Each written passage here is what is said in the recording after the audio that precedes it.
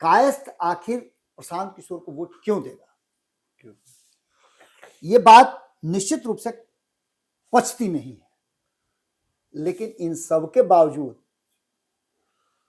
जब प्रशांत किशोर नंबर 3 से नंबर 2 पे आ गए तो भारतीय जनता पार्टी की बेचैनी बढ़नी चाहिए। नहीं कह रहा था कि भाजपा की फंसी हुई है, यहां दो लोग फ्रेम में थे। एक जो कुछ महीने पहले, 3 महीने पहले लगभग सत्ता अपने हाथ में लिए हैं, वो सम्राट चौधरी, और एक वो व्यक्ति जो पिछले 4 चुनाव से जीतता आ रहा है, नितिन नवीन। हमारी बातचीत हुई, आपने भी कई लोगों का इंटरव्यू किया। जी बिल्कुल। और पक्ष और विपक्ष सब पहली बात कि अब भाजपा के लोग भी मानने लगे हैं of the record Janata party ने एक ऐसा पत्ता फेंका है जी, चाहे वो सम्राट चौधरी के, मैं काउंटिंग से पहले रिस्क लेकर के ये बात कह रहा हूं जी, कह रहा होगा कि भारतीय जनता पार्टी यहां हारे, लेकिन उन्होंने भी कई समीकरण के आधार पर मेरे साथ काफी बहस और तर्क वितर्क, एक आभासी दुनिया में एक ट्वीट से, एक सोशल मीडिया के पोस्ट से, और ये शुरू क्यों होता, खत्म हो जाएगा 4 दिन में खत्म हो जाएगा, लेकिन धीरे धीरे करके अन्ना आंदोलन की तरह ये जब होने लगा जी, इसने सारी पार्टी, जिसके बारे में मैं बार बार कह रहा हूं कि भारतीय जनता पार्टी के भीतर खलबली है, उस खलबली में एक और खलबली मच गई जब सजाद पूनावाला का पनोरमा ग्रुप, जो सोचता है वो करता है, आपके अपने सपनों का आशियाना। नमस्कार, मैं रितेश, भारत लाइव में आपका स्वागत है। आप देखना शुरू कर चुके हैं इनसाइड स्टोरी विद बाबा जी। देखिए, बिहार की राजनीति में पिछले कुछ दिनों से आप देख ही रहे, उथल पुथल चल ही रहा है। कुछ महीने पहले नीतीश कुमार जो है गद्दी छोड़ के चले गए, अब हटे या हटाया गया ये तो हमें नहीं पता, लेकिन सम्राट चौधरी अभी मुख्यमंत्री बने हुए हैं। बीजेपी में भी अभी खलबली चल रही है। बांकीपुर का रिजल्ट आ जाने वाला है और सबसे बड़ा जो आप कह सकते हैं किला बीजेपी का बिहार में, वो बांकीपुर था। तो अब हम कनेक्शन जानना चाहते हैं बाबा जी से कि देखिए, बीजेपी जो है तमाम बड़े अटकलों के बाद भी कहीं ना कहीं अभी भी नंबर 1 पोजीशन पे चल रही है।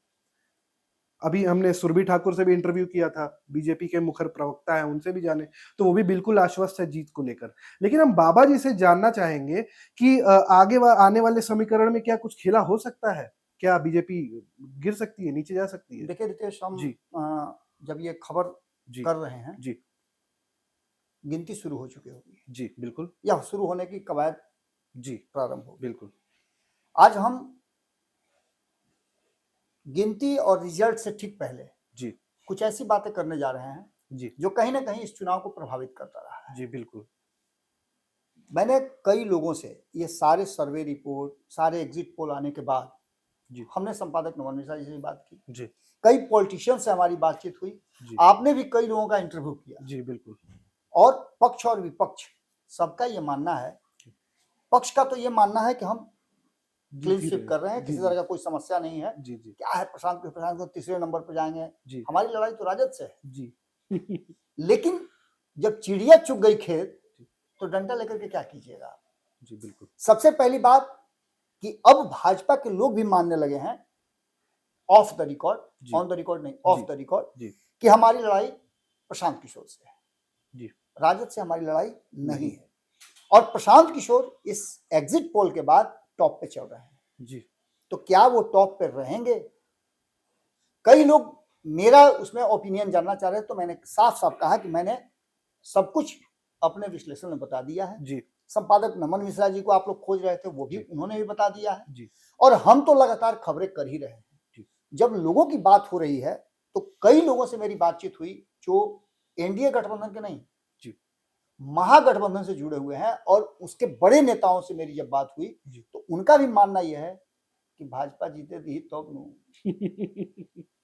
यानी सीधे तौर पे जी, लोगों का यह मानना है, और मैं पिछले 2 दिन से लगातार ये बात कह रहा हूं जी, अंतिम समय में भारतीय जनता पार्टी ने एक ऐसा पत्ता फेंका है, जी, चाहे वो सम्राट चौधरी की तरफ से आया हो, जी, जब वो इसी बांकीपुर में काली मंदिर के पीछे मंदिरी में जब जी सभा कर रहे थे तो उन्होंने एक बहुत ही इंपॉर्टेंट बात बोली, और उसके बाद से टर्न आउट होना शुरू हो गया, जी, मामला थोड़ा हिलने डोलने लगा।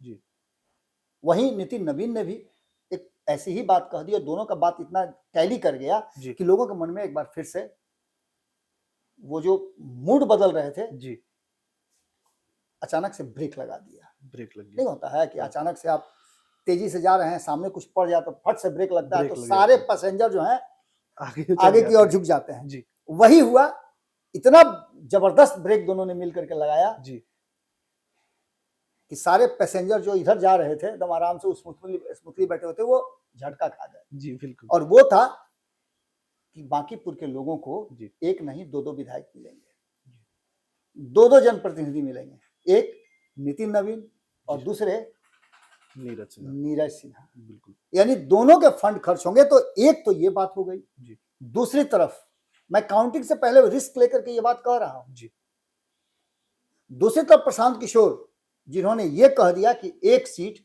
जीत और हार से भाजपा को क्या असर पड़ेगा, जी एक सीट के हारने और जीतने से क्या सरकार पर असर पड़ेगा, लगातार ही बोल रहे हैं। क्या उन तेजस्वी यादव को असर पड़ेगा, किसी को कोई असर नहीं पड़ना है। जी लेकिन एक सीट के बांकीपुर के लोग अगर जिता देते हैं मुझे, तो मैं असर डालूंगा। मैं ये बात बता सकता हूं कि एक विधायक क्या कर सकता है। जी इस विषय पर मेरी बात आईपी गुप्ता से भी हुई।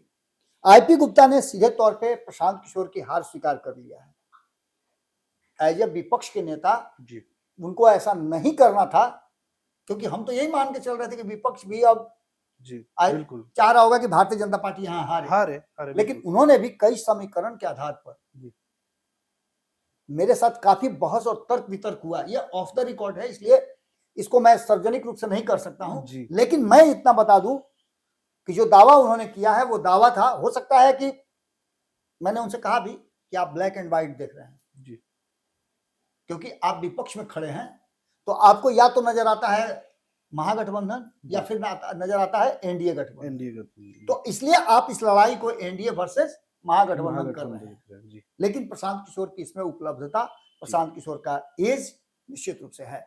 उन्होंने कहा कि नहीं, प्रशांत किशोर तीसरे नंबर पे जा रहे हैं। जी मतलब इसके बाद की कहानी अब नई शुरू होती है। ये सब कुछ मान गए हो, जब स्मूथली भारतीय जनता पार्टी जीत रही है, जब प्रशांत किशोर हार ही रहे हैं, तो फिर भाजपा के भीतर बेचैनी क्यों है?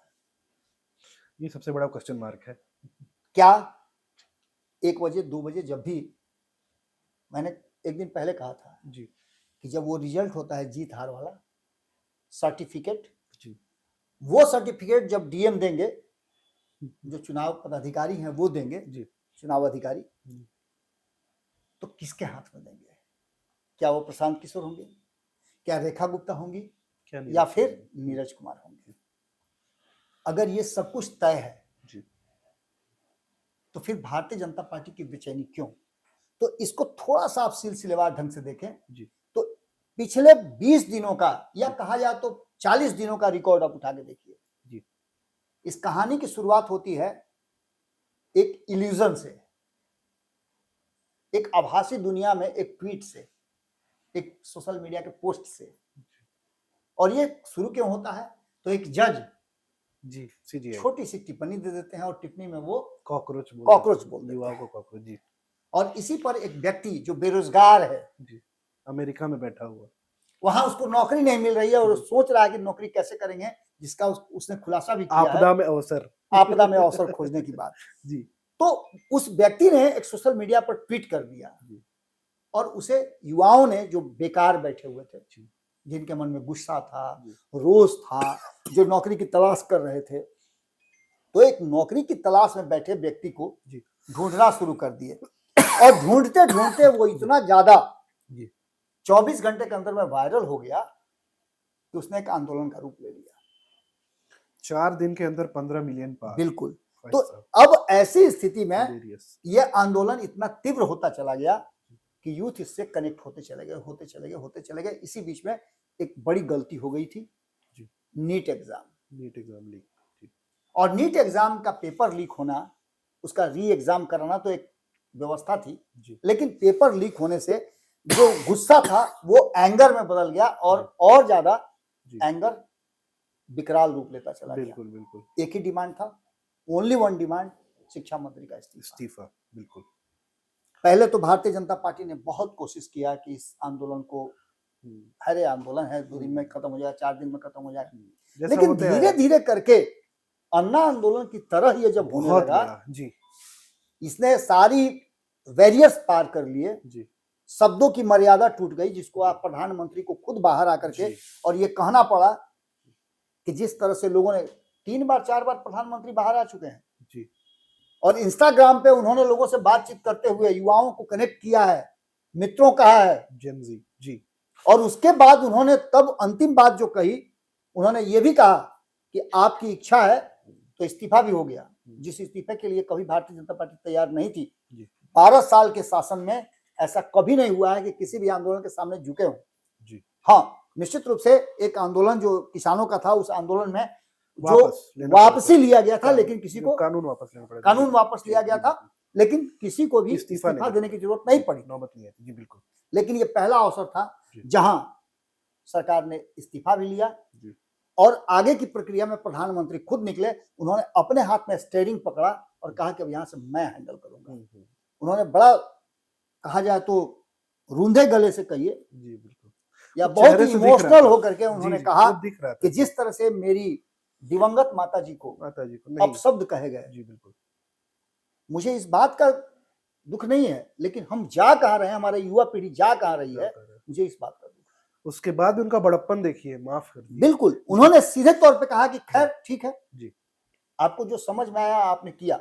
इसके बाद की स्थिति मैं बता दूं कि जो भारतीय जनता पार्टी, जिसके बारे में मैं बार बार कह रहा हूं कि भारतीय जनता पार्टी के भीतर खलबली है, उस खलबली में एक और खलबली मच गई जब सजाद पूनेवाले का इस्तीफा हुआ। इस्तीफा आया, मतलब कह सकते हैं बेस्ट स्पोक्स पर्सन थे बिल्कुल। बीजेपी से जी ये 2 इस्तीफे और फिर बिहार में आकर के बांकीपुर का चुनाव खत्म होना जी और वोटिंग होने के तुरंत बाद एक इस्तीफा होना इस्तीफा होना। देवेश कुमार का। जी एमएलसी थे और इसमें कहीं ना कहीं कानूनी पेच में सरकार फंस रही थी। फंस रही है बिल्कुल। सरकार ने आखिर एक व्यक्ति को जो किसी भी सदन का सदस्य नहीं है, उसे एक बार नहीं दोबारा क्यों मंत्री बनाया, जी और यहां आकर के सरकार को सोचना पड़ गया। यानी कि कहीं ना कहीं भारतीय जनता पार्टी ऊपर से लेकर के नीचे तक, दिल्ली से लेकर के पटना तक, और जो आंदोलन वहां दिल्ली में चल रहा था, उस आंदोलन ने पटना को भी तहस नहस किया।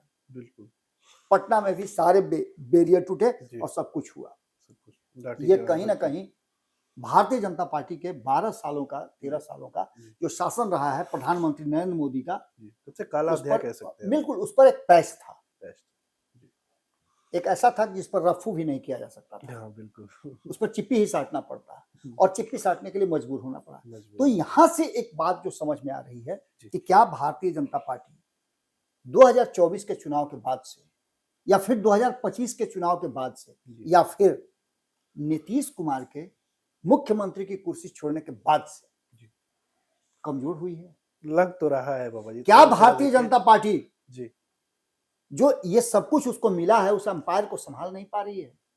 अगर ऐसी बात है, अगर इस पर हम बहस करें, जी। तो मुझे लगता है कि बिहार में भारतीय जनता पार्टी ने जो सबसे परफेक्ट व्यक्ति है उसको कुर्सी सौंपी है, सम्राट चौधरी को, जो कि भारतीय जनता पार्टी के स्वरूप, भारतीय जनता पार्टी के आइडियोलॉजी और भारतीय जनता पार्टी का जो तेवर है सरकार चलाने का, सत्ता में धमक मुखर दिखाने होते का, हैं, बिल्कुल बिल्कुल वो कर रहे हैं। जी। जहां उनकी जरूरत है कड़े फैसले लेने की, ले रहे हैं। जी बिल्कुल, योगी 2.2 बोला जा रहा है। बिल्कुल। दूसरी तरफ आपको बता दें कि जो ज्यादती, उसके खिलाफ भी वो अपना डिसीजन ले रहे हैं। जैसे आप भरत तिवारी वाला केस में देख लीजिए, जी, परिवार को बुला के उन्होंने सम्मान परिवार दिया। के साथ मुलाकात की और उनकी सारी शर्तों को माना। जी।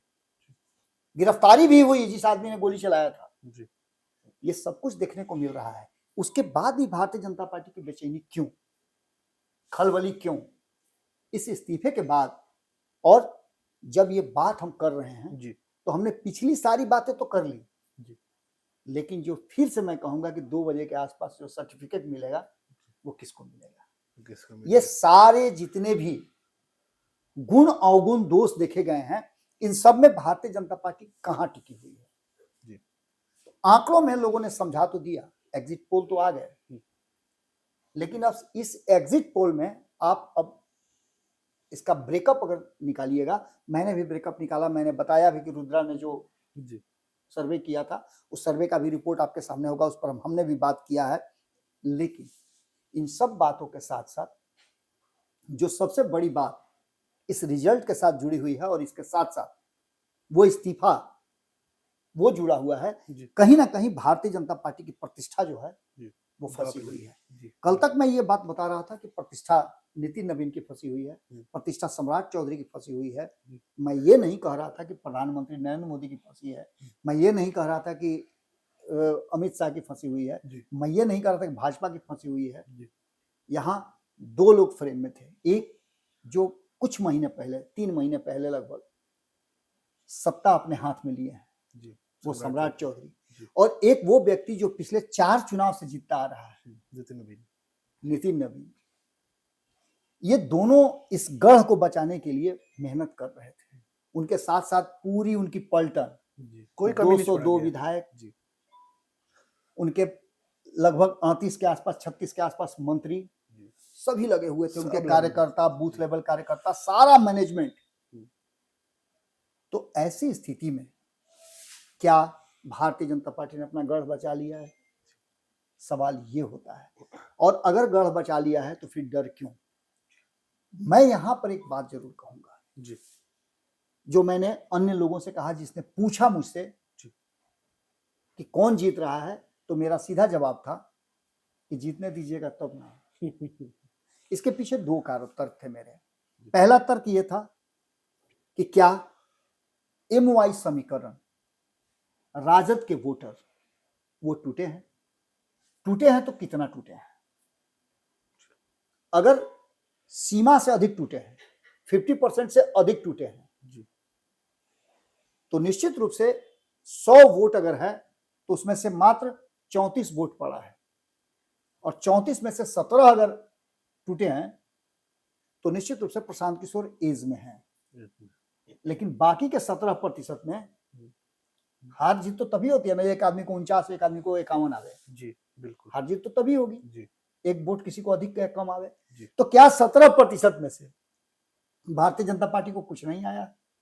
निश्चित रूप से यादव भी उनके नेता हैं, उनके परिवार के लोग, उनके संबंध के लोग, उनके अपने वोटर जो हैं वो वोट दिए होंगे। वैसे की बात कर लीजिए, जो भारतीय जनता पार्टी का कोर वोटर कहा जाता था, क्या वो प्रशांत किशोर को वोट किया है? अगर प्रशांत किशोर को वोट किया है तो क्यों किया है? प्रशांत किशोर ने कौन सा ऐसा काम कर दिया है जिसके चलते उसने वो वोट करेगा प्रशांत किशोर को? वो कोर वोटर भाजपा का है तो या तो भाजपा को वोट करेगा, या फिर राजद ने वैसे उम्मीदवार खड़ा किया तो उसको वोट करेगा। अगर जातीय समीकरण के आधार पर करेगा तो बात लौकुश समीकरण की कर लें तो लौकुश समीकरण में ये बात लोग बार बार कह रहे हैं कि कुशवाहा तो नहीं टूटा है। सम्राट चौधरी के कारण जो कुशवाहा नहीं भी वोट देता था कभी, वो भी जाकर के पोलिंग बूथ पे वोट दिया है कि सम्राट चौधरी की प्रतिष्ठा बचानी है। लेकिन कुर्मी वोटर टूट गए हैं। कितने टूटे हैं? क्यों टूटे हैं? क्या प्रशांत किशोर ने उनको दिया है? क्योंकि अंतिम समय में जनता दल यूनाइटेड भी फ्रेम में आ गई थी। तो कितना टूटे हैं ये सवाल उठता है। कितने लोगों से पूछ करके रुद्रा ने सर्वे किया था, ये भी सबसे बड़ी बात है।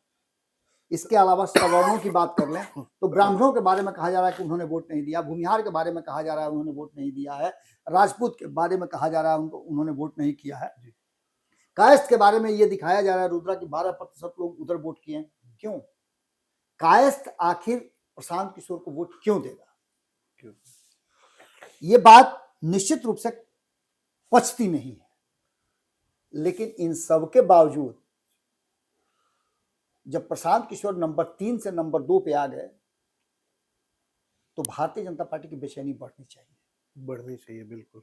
हालांकि इसमें बेचैनी तो सीधे तौर पे बढ़नी अगर किसी की चाहिए तो तेजस्वी यादव की बढ़नी चाहिए, क्योंकि नेता प्रतिपक्ष वो हैं और विपक्ष की भूमिका अगर कोई दूसरा निभाने चल रहा है तो डरना तो उसको चाहिए जिसकी कुर्सी हिल रही है। माथे पे शिकन तो भारतीय जनता पार्टी के लिए तो एकमात्र सीट होगा, लेकिन तेजस्वी यादव की राजनीतिक यात्रा जो है उसमें एक बड़ा हर्डल जिस रूट पे वो चल रहे हैं वो सामने आकर के प्रशांत किशोर खड़ा होंगे। बिल्कुल। ऐसी स्थिति में जो वर्तमान परिस्थिति बनी है उसमें भारतीय जनता पार्टी का डर निश्चित रूप से होता है, डरना भी चाहिए।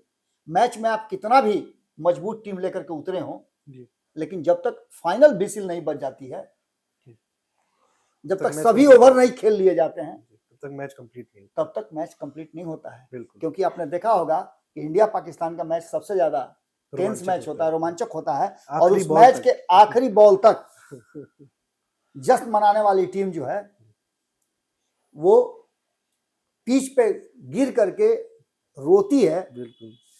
और जो ये सोच के बैठी थी कि अब तो मैच हाथ से गया, वो जीत का जश्न मनाती है। हमने कई बार ऐसा देखा है, और सिर्फ इंडिया पाकिस्तान ही क्यों, हमने हर मैच में देखा है जी। अंतिम बॉल पर जो छक्का लगेगा, वही भारतीय जनता पार्टी को सुकून दे सकता है, बिल्कुल, चाहे वो हारे या जीते। यानी सीधे तौर पे राष्ट्रीय जनता दल को एक किनारे रख दीजिए, तराजू का जो सीधा होता है जहां से पकड़ करके वजन किया जाता है, उसके दोनों साइड में भारतीय जनता पार्टी और प्रशांत किशोर हैं। अब राजद हाथ इधर झुकाता है कि इधर झुकाता है, पसंगा का काम राजद को करना है। राजद के वोटर यदि प्रशांत किशोर की तरफ स्विच किए हैं तो प्रशांत किशोर को सर्टिफिकेट मिलेगा, जिससे डरी हुई है भाजपा। बिल्कुल। और अगर राजद के लोगों ने उस सीमा में जो खाली मुंह से बोल करके वोट नहीं दिया होगा, क्योंकि मैं फिर से बता रहा हूं, मैंने भी कोशिश किया और लोगों ने कोशिश किया, लेकिन जब मैंने सब लोगों से पूछा कि ये बताइए जब वोटिंग देने जाते हैं तो सोच के जाते हैं अच्छा फलानमा को इस बार जिता देना है, लेकिन जब जाते हैं ईवीएम का बटन दबाने के लिए तो आपका अपना वाला छपुआ की तरफ उंगली घिंचाता है कि नहीं? अरे बाबा घिंचाता है। वहां पर जाकर के मन बदल जाता है कि हम अपने लोगों के साथ कैसे कर दें। तो ये कहीं ना कहीं बिहार की मानसिकता रही है। बिहार के लोगों का अपने लोगों के प्रति एक रुझान रहा है, वो अच्छे हो बुरे हो, अपना है, इसलिए उसको आगे बढ़ाना है। ये सोच करके लोग वोट करते हैं। भारतीय जनता पार्टी को पिछले 12 वर्षों से देश में और पिछले 35 वर्षों से बांकीपुर में अपना बना करके लोगों ने रखा है। अब हाथ का जो उंगली दबाने वाला जो है वो अंतिम समय में किधर गया है, ये तो क्या खींच करके 9 नंबर से 2 नंबर पर लेके गया है, ये जो है क्षणों में पता चलेगा। निश्चित रूप से ये सबसे बड़ी बात है। और यहीं आकर के सारे जो सर्वे हैं वो कंफ्यूज हैं। मैं फिर से आपको बता देता हूं कि हार जीत का वो जो पसंगा है ना, बस उतना ही अंतर है।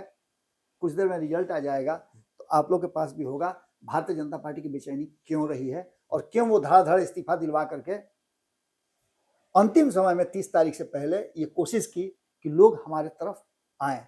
उससे ठीक पहले भरत तिवारी के परिवार से मिलना और भरत तिवारी के परिवार के साथ जो पुराने लोग जुड़े हुए थे उस परिवार को गाइड कर रहे थे कैसे कैसे क्या करना है, उन लोगों का उनसे अलग होना, ये सब कुछ बताता है कि एज में चाहे वो प्रशांत किशोर हो, भाजपा हो, लेकिन अंतिम समय में खेल तो निश्चित रूप से तेजस्वी यादव को ही करना था। और तेजस्वी यादव ने खेल किया है, तेजस्वी यादव को वोटरों ने खेल किया है, ये ज्यादा महत्वपूर्ण। देखिए बाबा जी ने बड़े खूबसूरती से बताया। और आपको कैसा लगा हमारे ये सेगमेंट जरूर बताइएगा कमेंट सेक्शन में। आप देख रहे थे भारत लाइव, धन्यवाद। आपके सपनों को हमने सजाया है, ई होम्स पैनोरामा को हमने बनाया है। ई होम्स मेरा एक सपना था जिसपे मैं पिछले 4 साल से काम कर रहा था। हमने जो बनाया है वो सबने है माना। ई होम्स पैनोरामा में हो आपका भी आशियाना। और फाइनली हमने 2021 में इस प्रोजेक्ट को लॉन्च किया। बहुत लोग अप्रिशिएट कर रहे हैं कि पूर्णिया जैसे शहर में, बिहार के, एक तो बिहार की बात करें उसमें भी पूर्णिया जैसे छोटे जगह में इस तरह का लाइफस्टाइल देना, ये सुन के हम लोगों को बहुत अच्छा लगता है।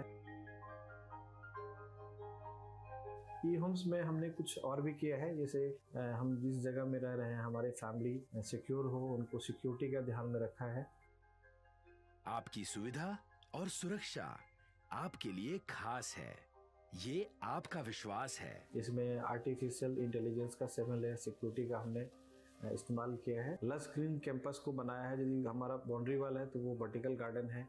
ये जितनी भी फैसिलिटी होता है एक इंटरनेशनल टाउनशिप में ई होम्स है, ये हम लोग विश्वास नहीं कर पा रहे हैं। जो भी हमारे मित्र दोस्त या जो भी हमारे बाहर के बाहर आते हैं तो हम लोगों को बहुत अच्छा सुनने को मिलता है और बहुत अच्छा क्रेडिट मिल रहा है। वो सारा हमने सिर्फ एक बिल्डिंग नहीं बनाया, हमें एक बहुत अच्छा लाइफस्टाइल दिया ई होम्स में। और मेरा एक सपना था जिसको मैं आज फुलफिल होते हुए देख रहा हूँ। ये आपका आवास है। ई होम्स पैनोरमा में अब आपका निवास है। E Homes Panorama, luxurious lifestyle redefined. Panorama Group, जो सोचता है वो करता है। अगर ये वीडियो पसंद आई और वह बिहार के राजनीति और बिहारियत से सरोकार रखेनी तो सब्सक्राइब बटन दबा के चैनल के सब्सक्राइब कर ली। ओजे एगो घंटी बा, ओकरा बटन दबा देला से कुल सटीक और मारक खबर रुआ मुफ्त में मिल जाई। अगर रुआ पत्रकारिता के हमनी के नया प्रयोग में सहयोग कर चाहतानी तो ज्वाइन बटन दबा दी। पेटीएम नंबर नोट कर ली 9386816700।